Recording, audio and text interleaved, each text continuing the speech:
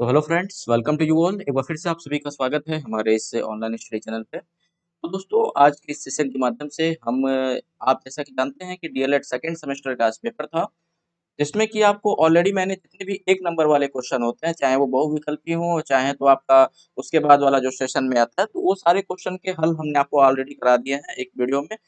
उसको आप ऑलरेडी देख लिए होंगे, अगर नहीं देखा है आपने तो अभी देख लीजिएगा। इस वीडियो सेशन के माध्यम से हम जो 2 नंबर वाले आपके लघु उत्तरीय प्रश्न होते हैं, उनके आंसर्स को देखने वाले हैं कि आप उसके आंसर्स को कैसे निकालेंगे। साथ ही साथ दोस्तों, हम बात करेंगे इस सेशन के माध्यम से एक बहुत ही विचित्र सा प्रश्न है, ठीक है?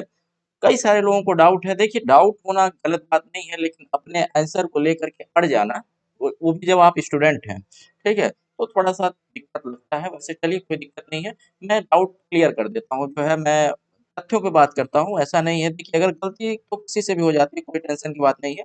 परंतु चलिए, आइए हम तथ्य देख लेते हैं जो भी मतलब हमारे पास है, ठीक है?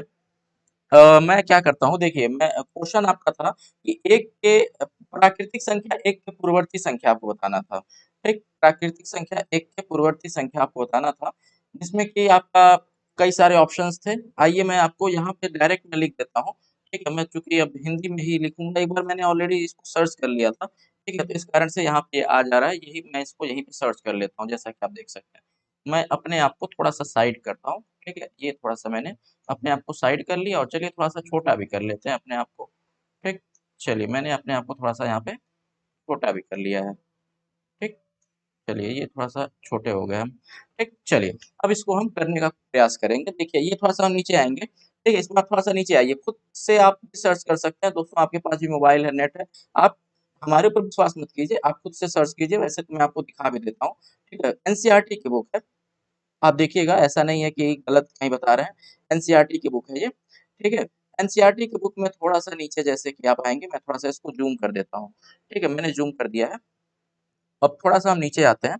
यहाँ पे देखिए, कई बार यहाँ पे आपसे क्वेश्चन भी पूछा है कि इसका आप क्या सोचते हैं कि एक का भी पूर्ववर्ती परावर्ती दोनों है, ठीक? उसके बाद आपको बताया भी हुआ है इसमें, ठीक है? आइए बता देते हैं कहाँ बताया हुआ है, ठीक? थोड़ा-सा इसी में आप और नीचे स्क्रॉल कर जैसे करेंगे, थोड़ा-सा और आप नीचे स्क्रॉल नीचे के साइड स्क्रॉल करेंगे इसे, ठीक है? तो यहाँ पे कुछ सिर के बाल वगैरह गिनना, जैसा कि आप जानते हैं कि एनसीईआरटी का ये वो है, ठीक है? उसके बाद आपको लिखा होगा, उसके बाद यहीं पे जैसा कि जहाँ पे आपका होल नंबर लिखा हुआ है, वहीं पे आप देखिए पूर्ण संख्या जो लिखा हुआ है 2.2 में, इसमें डायरेक्ट लिखा हुआ है कि यहाँ पे देखिए, हम देख चुके हैं कि प्राकृतिक संख्या 1 की कोई पूर्ववर्ती संख्या नहीं होती है। ठीक है? क्या लिखा हुआ है? साफ-साफ देखिए कि प्राकृतिक संख्या 1 की कोई पूर्ववर्ती संख्या नहीं होती है।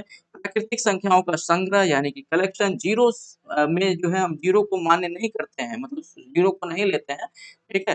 तो इस कारण से जीरो अगर अगर ऐड कर दिया जाएगा, तो वो होल नंबर हो जाएगा, पूर्ण संख्या हो जाएगी। ठीक? तो कहने का मतलब कि प्राकृतिक संख्या एक का कोई पूर्ववर्ती संख्या नहीं होता है।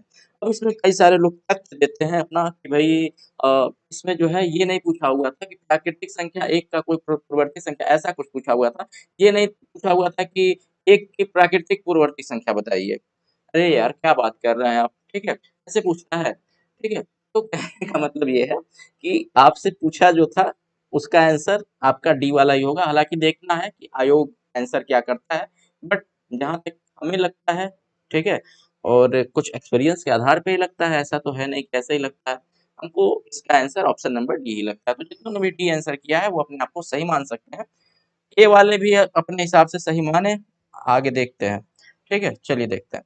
ठीक, तो अभी हम इसको जो है बंद कर दें। ठीक है? इसको मैंने नीचे कर दिया। अब हम बात करते हैं जो आपके 2 नंबर वाले प्रश्न हैं, उनके आंसर्स की।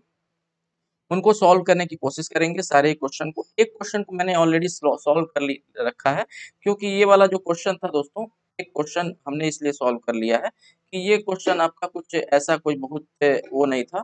ठीक है? ये वाला जो क्वेश्चन था, इसको थोड़ा-सा स्किप कर देता हूँ। ठीक है? 1 सेकंड रुकिएगा। ठीक, चलिए। हुँ, तो एक क्वेश्चन जो आपका था, उसमें आपका कुछ बहुत अच्छा नहीं था, बाकी के क्वेश्चन्स आपके अच्छे।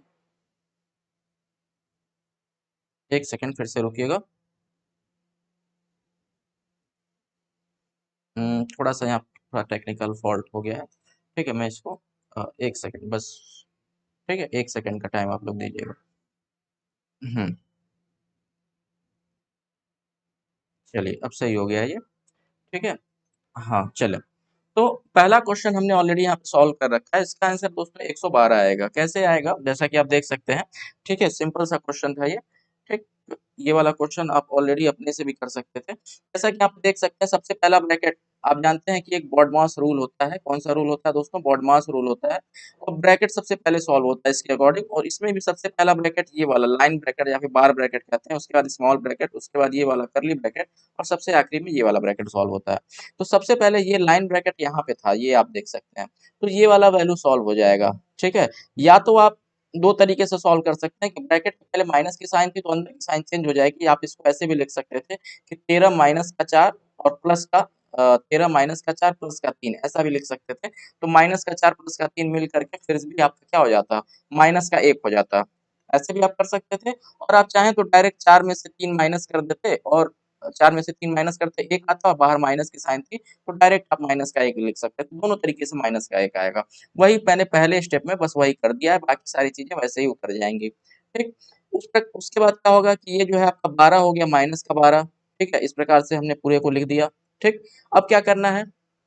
अब देखिएगा, मतलब दोनों ब्रैकेट सॉल्व हो गया, ये वाला ही ब्रैकेट सॉल्व हो गया और वो वाला ही ब्रैकेट सॉल्व हो गया। ठीक, अब देखिए, अब हमको क्या करना था कि अभी हमको ये जो करली ब्रैकेट है, ये वाला तीसरे नंबर का ब्रैकेट जो है, इसमें आप देख सकते हैं कि यहाँ पे का वगैरह लिखा हुआ था। तो सबसे पहले का को सॉल्व कर लेते हैं। 2 का 3 मतलब 2 का 3 का मतलब 2 गुणा 3 होता है। ठीक है, 2 गुणा 3 हो जाएगा तो 6 आ जाएगा, माइनस का 6, क्योंकि आगे माइनस की साइन थी।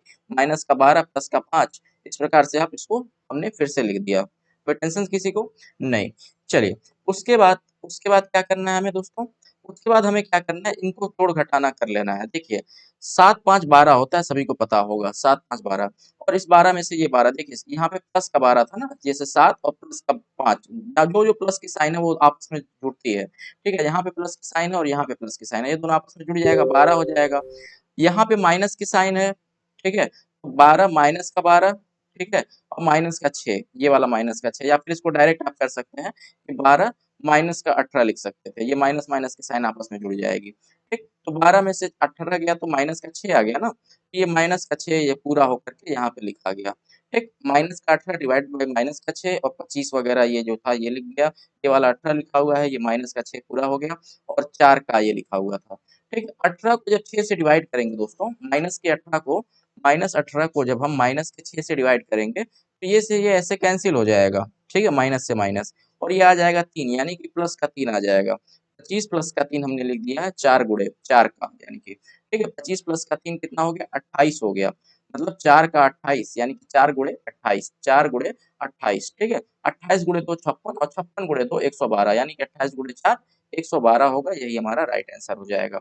जितने भी लोगों का इस क्वेश्चन के लिए राइट आंसर ऑप्शन मतलब ऑप्शन तो इसमें नहीं था, यानी कि 112 अगर आपका आंसर आ रहा है तो आपका आंसर बिल्कुल सही है। इसके अलावा अगर कुछ आंसर आ रहा है तो थोड़ा सा आप कहीं ना कहीं गलती कर रहे हैं, उसको आप देख लीजिएगा आपने गलती कहाँ किया है। ठीक है, चलिए, फिर से हम चलते हैं नेक्स्ट क्वेश्चन की ओर। ठीक है, नेक्स्ट क्वेश्चन हमारा पूछा हुआ था आपसे कि दी गई अंक तालिकाओं में आपको कुछ बताना था कि भाई यहाँ पे इसको आपको टैली के रूप में सजाना था।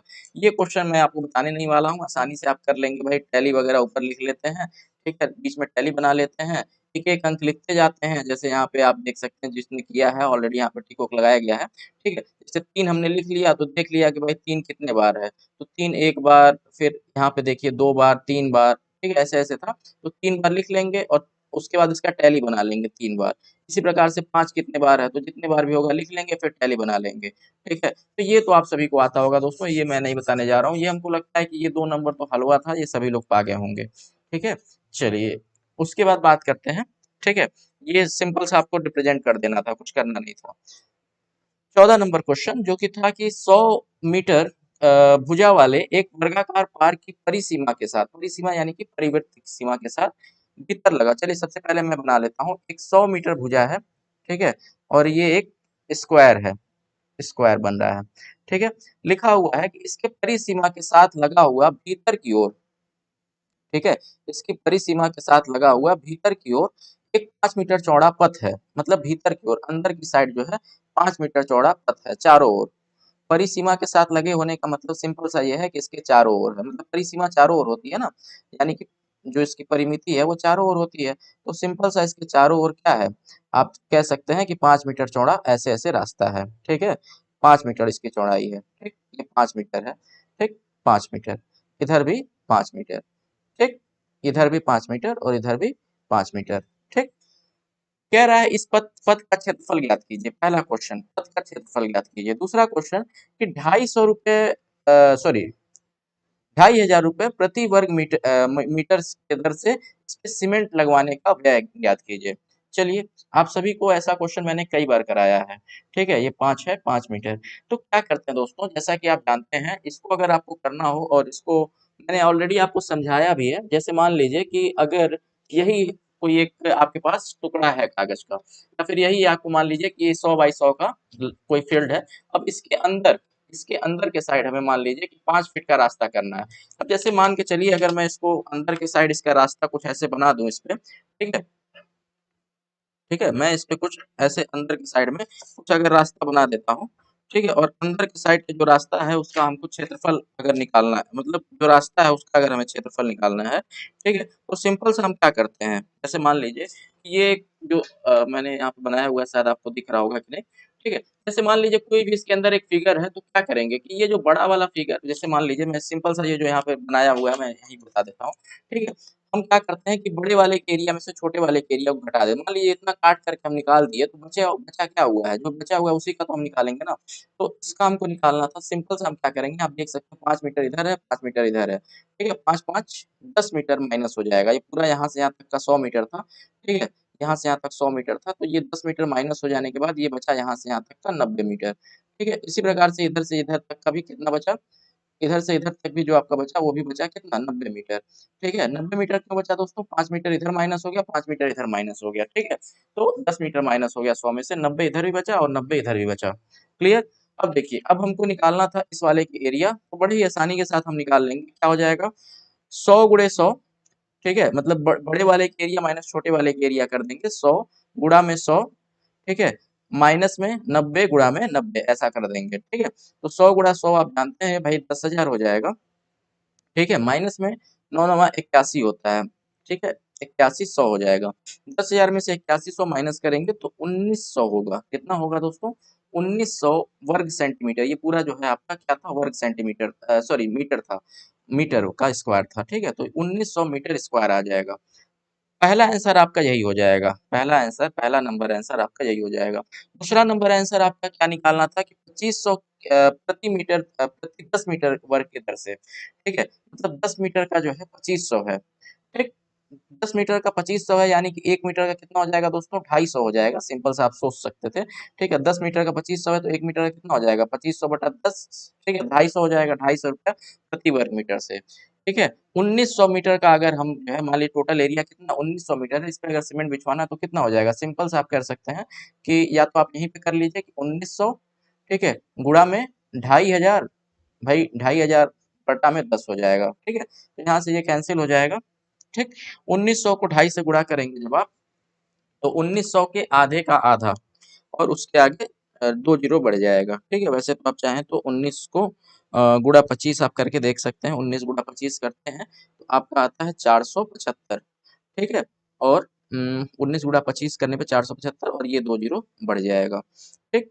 तो यही हमारा रुपए में, यही हमारा आंसर नंबर 2 हो जाएगा। 2 क्वेश्चन इसमें पूछा हुआ था, एक नंबर यहाँ पे, एक नंबर यहाँ पे आपको मिल जाएगा। एक आसान सा क्वेश्चन था, मैंने कई बार बोला है, अगर मेरा कोई वीडियो देखा भी होगा, ठीक है, एक वीडियो मैंने बताया था कि क्या क्या पढ़ा जाए, उसमें मैंने बोला था यार कि जो है आप ये पढ़ लीजिए, क्षेत्रमिति पढ़ लीजिए, बीजगणित पढ़ लीजिए, लसा-मसा पढ़ लीजिए। मैंने कई बार बोला था, और कोई मुझसे अगर फ़ोन भी कर रहा था इतने दिनों में, उसका अगर बैक सेमेस्टर का एग्ज़ाम था, तो मैं उससे बार-बार बोल रहा था, यार ये पढ़ लो, मतलब आप जो है ज्यामिति पढ़ लो, ज्यामिति कह रहा हूँ सॉरी, क्षेत्रमिति पढ़ लो, साथ ही साथ आप ये पढ़ लो, क्या कहते हैं, मतलब बीजगणित पढ़ लो, लसा-मसा पढ़ लो, इसमें से आपके ज़्यादातर क्वेश्चन्स आ जाएँगे, ठीक? और वही सब क्वेश्चन्स आपके आए हुए हैं। बस यही 3 चैप्टर जो पढ़ के गया होगा, बहुत ईज़ी वे में वो अच्छा खासा नंबर लेकर के आएगा, ठीक? चलिए, नेक्स्ट क्वेश्चन।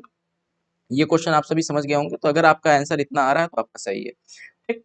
नेक्स्ट क्वेश्चन बड़ा ही प्यारा सा था, इसमें 2-3 कॉन्सेप्ट ऐड किया हुआ था।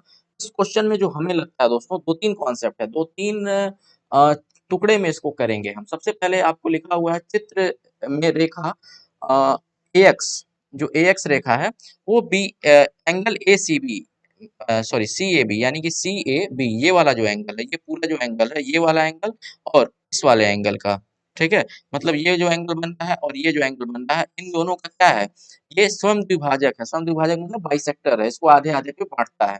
ठीक, यदि A B equal to 8 centimetre, यहाँ से यहाँ तक की वैल्यू 8 दे रखी है, B D equal to 15 centimetre, ये वैल्यू 15 दे रखी है, और A D equal to 17 centimetre, अगर ऐसा कुछ है तो बताइए ए सी डी की वैल्यू ज्ञात कीजिए। ठीक, सबसे पहले हमको हमको जो लगता है कि इस क्वेश्चन में आपको प्रूफ करना पड़ेगा कि जो दोनों आपका ट्रायंगल्स है, यानी कि दोनों आपका जो त्रिभुज है, यानी कि त्रिभुज ए सी डी और त्रिभुज ए बी डी, ये दोनों आपस में क्या है, सर्वांगसम है। ठीक है, आपको सर्वांग सम प्रूफ करना पड़ेगा। कैसे प्रूफ करेंगे दोस्तों, बड़े ही आसानी से प्रूफ कर लेंगे। देखिए, आपको दिया हुआ है कि ये जो है सम स्वयं द्विभाजक है, मतलब ये वाली जो लाइन है वो स्वयं द्विभाजक है, मतलब इस पूरे को आधे आधे पे बांटती है, मतलब जितना इधर होगा उतना ही एंगल ये होगा, उसी प्रकार से जितने का एंगल ये वाला होगा उतना ही एंगल ये वाला भी होगा। ठीक, तो आप आसानी से लिख सकते हैं। ठीक है, यहाँ पे आप डायरेक्ट लिख लेंगे कि त्रिभुज, ठीक है, ए सी डी और, ठीक है, आप लिख लेते हैं त्रिभुज, त्रिभुज ए सी डी और त्रिभुज ए बी डी में आपको पूरा लिखना पड़ता है, इसलिए मैं आपको बता दे रहा हूँ कि आपको इतना पूरा लिखना पड़ेगा। ठीक है, देखिए एंगल आपका जो सी ए डी था, ठीक है, इज इक्वल टू एंगल आपका बी ए डी हो जाएगा। क्यों होगा, क्योंकि जो है आपका जो ए एक्स है वो क्या है, स्वयं द्विभाजक है angle A C A D का। यहाँ पे लिखना पड़ता है कि जो आपका ए एक्स है वो इसका स्वयं दुभाजक है, मतलब आधे आधे बांटता है, तो बराबर बराबर बांट देता है। इसी प्रकार से ये भी दोनों आप लिख देते हैं यहाँ पे ये वाला। ठीक है, इस angle C D A is equal to angle हो जाता आपका क्या, B D A is equal to angle B D A हो जाता। ये भी ऐसा कुछ होता, और ये आपको करना पड़ता है, अगर आप नहीं करेंगे तो गलत हो जाएगा, अगर नहीं किए होंगे तो गलत हो सकता है, डायरेक्ट आंसर अगर आप लिखे होंगे तो। ठीक, लिख लिया। उसके बाद एक और आप कंडीशन लिख सकते थे कि A D equal to A D. ठीक है, ए डी जो है दोनों में कॉमन है, दोनों में कॉमन है, दोनों में सेम है। ठीक, यानी कि आपका ये जो दोनों ट्रायंगल्स है वो दोनों क्या हो गया, सर्वांग सम हो गया, यानी कि triangle A C D is congruent to, यानी कि सर्वांग सम है किसके, ए बी डी के। अब इसको ऐसा करने से क्या हो गया, इसका ऐसा करने से ये हो गया कि भाई जो भी एरिया हमारी इसकी आ रही होगी नीचे वाले की, उसी का दुगुना जो है कर देंगे, यानी कि उतना ही एरिया इसका भी हो जाएगा, यानी कि उसका दुगुना कर देंगे तो हमारा आंसर आ जाएगा। ठीक है, या फिर ये कहा जाए कि जितना एरिया इसका आएगा, चूंकि ए सी डी का ही पूछा हुआ था, उतना ही एरिया इसका भी हो जाएगा, तब हम निकाल सकते हैं। भाई ऐसे कैसे कह सकते हैं कि दोनों का एरिया बराबर होगा। ठीक है, तो हमको सर्वांगसम पहले प्रूफ करना होता है, हमने प्रूफ कर लिया। ठीक, अब सर्वांगसम अगर हमने प्रूफ कर लिया, आप जानते हैं दोस्तों, इससे हमारा ये हो जाएगा कि अगर ये वाला एंगल इस वाले एंगल के बराबर है, मतलब ये दोनों एंगल अगर आपस में बराबर है, देखिए ऊपर मैं जहाँ पे दिखा रहा हूँ, मैं थोड़ा सा हाथ वहां तक नहीं पहुंच रहा है, ठीक है, मैं अगर खड़ा होऊंगा तो शायद पहुंच जाएगा, ऊपर देखिएगा। ठीक है, तो कहने का मतलब ये है कि ये दोनों जब आपस में बराबर है, तो आप जानते हैं कि इनके सामने की भुजा भी बराबर होती है, यानी कि इसके सामने की भुजा ये वाली और इसके सामने की भुजा ये वाली आपस में बराबर होगी। इसी प्रकार से ये दोनों भी बराबर है, तो इन दोनों के भी सामने आमने की भुजा या फिर सीपीसीटी से बराबर होगा, सीपीसीटी आप लिख सकते हैं। ठीक है, सीपीसीटी से ये सारे जो है आपस में बराबर हो जाएंगे, बराबर हो गए। ठीक, और ये वाला तो बराबर ही है, यानी कि जो उसका एरिया होगा वही इसका भी एरिया हो जाएगा। ठीक, अब चलिए, अब angle triangle A B D का एरिया तो आप आसानी से निकाल सकते थे। ठीक है, ट्राइंगल ए बी डी का एरिया जब आपको निकालना होता तो क्या हो जाता, इसका जो एरिया होगा वो क्या हो जाएगा दोस्तों, आप देख सकते हैं कि ये आपका दिया हुआ था 8 सेंटीमीटर, ये आपका दिया हुआ था 15 सेंटीमीटर, ये आपका 17 सेंटीमीटर। अरे भाई, जैसे ही हम 8, 15 और 17 को देखते हैं हमारे दिमाग में एक बात आती है कि कहीं ये जो है पाइथागोरस थ्योरम तो नहीं लग रहा है, यहाँ पे बिल्कुल पाइथागोरस थ्योरम लग रहा है, क्योंकि 15 का वर्ग प्लस 8 का वर्ग इक्वल टू 17 का वर्ग होता है। ठीक, यानी कि इसमें हम half into base into height वाला फॉर्मूला लगा देंगे। ठीक है, लगा दीजिए। ठीक है, लिख देंगे हाफ इंटू बेस, हम चाहे 8 को मान लीजिए, हाइट आप 15 को मान लेंगे, चाहे जो भी मान लीजिए, किसी भी एक को मान सकते हैं। ठीक है, ऐसा लिख देंगे, हमारा जो है आंसर आ जाएगा कितना, ये 4 हो जाएगा, 4 गुणे 15, यानी कि 60 और 60 सेंटीमीटर स्क्वायर। ठीक है, 60 सेंटीमीटर स्क्वायर ये एबीडी का आया। तो जो ट्राइंगल ए सी डी था उसका भी एरिया सेम ही हो जाएगा, उसका भी area triangle A B D के एरिया के बराबर हो जाएगा।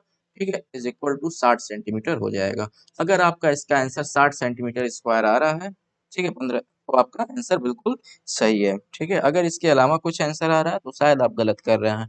ठीक, चलिए, ठीक है, आशा करते हैं बस इतना आपको करना पड़ेगा, लिखना पड़ेगा। इसमें आपको दो कॉन्सेप्ट चेक करना चाह रहा था। एक नंबर आपको देगा इस पे, ये प्रूफ करने पे कि आपने भाई इस चीज को प्रूफ किया है कि नहीं, और एक नंबर आपको इस एरिया निकालने पे देगा। ठीक है, चलिए, नेक्स्ट कुछ क्वेश्चन है। जैसे लिखा हुआ है कि 30 सेंटीमीटर लंबे और 25 सेंटीमीटर चौड़े कमरे में वर्गा टाइल्स लगाना है, वर्गाकार टाइल्स, जिसमें कि कमरे का फर्श पूरा पूरा ढक जाए। टाइल्स की न्यूनतम संख्या टाइल्स की आप जानते हैं क्या होता है कि 30 का और 25 का जो है हम एचसीएफ ले लेते हैं। सबसे पहले तो दोनों का एचसीएफ लेंगे, 30 और 25 का एचसीएफ मतलब मसा निकालेंगे तो कितना आ जाएगा। इसका भी इन दोनों का जो मसा आएगा वो 5 आएगा। ठीक है, क्या आ जाएगा, मसा इन दोनों का 5 आ जाएगा। ठीक, अब इसकी न्यूनतम संख्या निकालनी है, तो न्यूनतम संख्या देखिए 5 क्या होगा, 5 जो होता है वो ये होता है कि भाई ये जो इसका जो साइड होगा ये 5 बाई 5 का टाइल्स होगा। ठीक है, जो वर्गाकार टाइल्स है वो 5 बाई 5 का होगा। ठीक, अब आपके पास जो बड़ा वाला जो एरिया है वो है 30 बाई 25 का, 30 बाई 25 का, और इसमें आपको 5 बाई 5 के छोटे छोटे टाइल्स लगाने हैं। कितने टाइल्स लग जाएंगे, तो इसकी एरिया मतलब मैंने आपको कई बार बताया है, इस अभी जो मैंने आपको मैराथन क्लास बताया था जिसमें मैंने आपको लिख करके भेजा था कि थर्ड और सेकंड सेमेस्टर में जिसको भी आपकी क्षेत्रमिति में दिक्कत है वो वाला वीडियो देख ले। अगर आपने नहीं देखा है तो आपकी गलती है। ठीक, तो सिंपल सा क्या करना है, मैंने कई बार बताया है कि बड़े वाले की एरिया बटा में छोटे वाले की एरिया, बड़े वाले की एरिया हो जाएगी 30 गुणा में 25 और बटा में हो जाएगा छोटे वाले टाइल्स की एरिया यानी कि 5 गुणा में 5। ठीक है, ये 25 से 25 कैंसिल हो जाएगा, बचेगा क्या, 30 टाइल्स। ठीक है, यानी कि टोटल आपके कितने टाइल्स लगते हैं दोस्तों, 30 टाइल्स। अगर आपका इसका आ रहा है आंसर तो बिल्कुल सही है। देखिए दो दो कॉन्सेप्ट को एक चैप्टर में आपको करके मतलब एक क्वेश्चन में करके दे रहा है।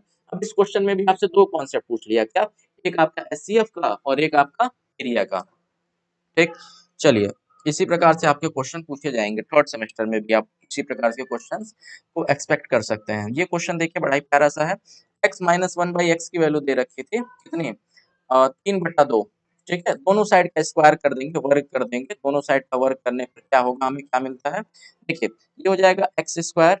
ठीक है, मतलब आप जानते हैं कि ए माइनस बी का होल स्क्वायर जो होता है उसका फॉर्मूला होता है ए स्क्वायर माइनस का 2ab प्लस का बी स्क्वायर। तो एक्स स्क्वायर, ठीक है, और प्लस का 1/x स्क्वायर और माइनस का 2 गुणा एक्स गुणा में 1/x। तो ये से ये कैंसिल हो जाएगा तो माइनस का 2 बचेगा और इक्वल टू इधर का ही वर्क करेंगे जब, तो ये हो जाएगा 9/4। होगा कि नहीं, बिल्कुल होगा। चलिए, अब क्या करना होगा आपको दोस्तों, अब आपको क्या करना होगा, अब आपको सिंपली सा क्या करना है, हम बड़ी आसान सा क्वेश्चन, प्रीवियस ईयर क्वेश्चन है, ये कराया हुआ क्वेश्चन है। ठीक है, 5y/3 plus 1 is equal to 6 लिखा हुआ है। सबसे पहले हम एलसीएम लेंगे यहाँ पे, चूंकि यहाँ पे प्लस 1 जो था ये नहीं था अंदर में, तो एलसीएम जब हम लेंगे तो कुछ नहीं हो जाएगा, ये सिंपल सा हो जाएगा। ये 5y, ठीक है, और प्लस का आप देख सकते हैं यहाँ पे 3 हो जाएगा। ठीक है, बटा में 5, बटा में 3 हो जाएगा, इक्वल टू 6 होगा। ठीक, तो ये हो जाएगा आपका कि 5y प्लस का 3 इज इक्वल टू, और 6 3 जा 18 हो जाएगा। ठीक है, और यहाँ से 5y की जो वैल्यू आएगी वो 18 माइनस का 3 आएगा, यानी कि 15 आ जाएगा। यानी कि y की वैल्यू जो आई आपकी दोस्तों 5 आ गई। ठीक है, y की वैल्यू जब 5y की वैल्यू 15 थी तो y की वैल्यू कितनी हो जाएगी, सॉरी 3 आएगी ना, गलती हो गया। ठीक है, 5 3 जा 15 होता है। ठीक है, तो ये मतलब आप 15/5 यानी कि 3 आपका आ जाएगा, y की वैल्यू 3 आ गई। ठीक, अब आपको इसमें क्या लिखा हुआ था, उत्तर की जांच भी कीजिए, वेरीफाई भी करना था। कुछ नहीं होगा, जहाँ पे भी आपका y लिखा हुआ है वेरीफाई करने के लिए, ठीक है, जांच करने के लिए, उत्तर की जांच करने के लिए आप क्या करते हैं, यहाँ पे लिख देते हैं कि उत्तर की जांच। ठीक है, उसके बाद आप करते हैं कि 5y बटा में 3 प्लस 1 इज इक्वल टू 6। y की जगह आप y इक्वल टू यहाँ पे 3 आया हुआ था, रख दीजिए y की जगह 3, तो क्या हो जाएगा, 5 गुणे 3 बटा में 3 प्लस 1 इक्वल टू 6। 5 गुणा में 3 कितना होगा दोस्तों, जल्दी से बताइए। 5 गुणा में 3 होता है आपका 15। 15 बटा, या फिर आप सिंपल सा ऐसे भी कर सकते थे ना, यहाँ से ऐसे काट सकते थे, 3 से 3 कैंसिल हो जाएगा, 5 प्लस 1 यानी कि 6 हो गया। ठीक है, 5 प्लस 1 इक्वल टू 6 होता है, और 6 इक्वल टू 6 मतलब यहाँ पे आप ऐसे लिख देते, देखिए वेरीफाई करने के लिए इज इक्वल टू 6 लिखा हुआ था ना, तो आप सिंपल सा इक्वल टू मत लिखिएगा, यहाँ पे एलएचएस लेके चलिएगा। ठीक है, लेफ्ट हैंड साइड लेकर के चलिएगा, y equal to 3 value put कर देंगे तो 6 आ जाएगा, जो कि आरएचएस के बराबर है, राइट हैंड साइड के बराबर, यानी कि हमारा आंसर बिल्कुल ही सही था। ठीक है, तो आपने अगर ये सारे आंसर सही दिए हैं, आप ज़रूर बताइएगा कि आपके कितने नंबर बन रहे हैं। प्रीवियस क्वेश्चंस को भी देख लीजिए और इसको भी देख लीजिए, सबको देख करके बता दीजिए कि आपके लगभग कितने क्वेश्चन कितने नंबर जो है बन रहे हैं, ठीक है? ज़रूर हमें बताइएगा। चलिए, धन्यवाद।